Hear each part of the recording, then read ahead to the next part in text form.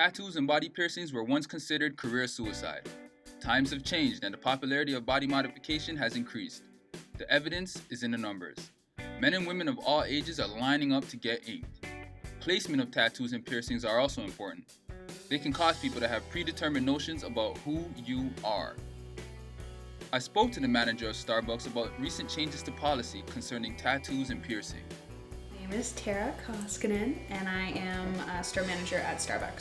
For me, I would say that tattoos are a way of expressing yourself. I don't necessarily identify myself by them, but they are a part of me. I have them for a reason. They mean something to me, so it's kind of upsetting to not be able to show that. And everyone's excited about tattoos. We like them.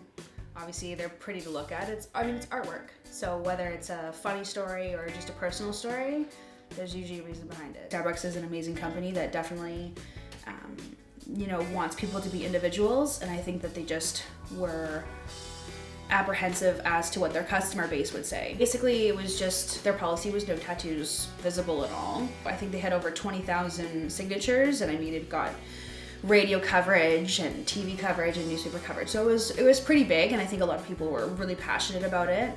Starbucks' acceptance of tattoos is a step in the right direction, but not everyone is on board. When looking for a job, it's important to consider how your body art will affect your chances. Jan Douglas gives us some insight.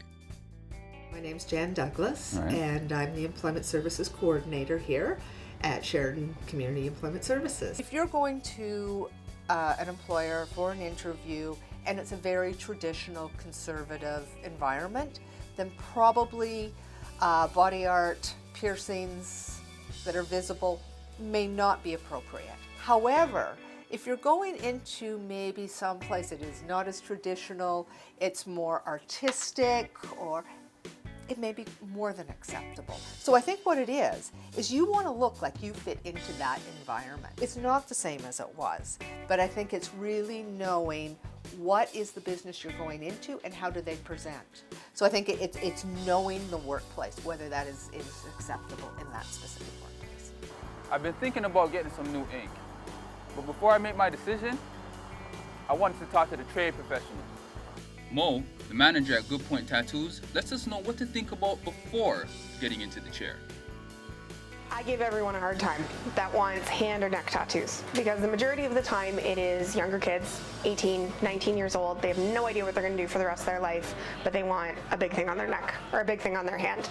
And you really don't realize how differently people treat you once you have your hand and your neck tattooed. People need to understand that they're visible. There's no way you can cover it. Even if you wear a turtleneck or you wear gloves all day long, people are going to see it, and employers really do look down on it, depending on the industry that you're going into. We just want people to understand what the consequences are of having such a visible tattoo. It's much more than mesmerizing artwork and beautiful body jewelry. There are a number of factors to take into account. Before getting any work done, you want to think long and hard about your decision. It's something that can affect the rest of your life. On one hand, you have the opportunity to express yourself creatively, using your body as a canvas. On the other hand, you may be limiting your opportunities and affecting your future negatively. Ultimately, the choice is yours. I'm Ajay Rooms for Studio D102.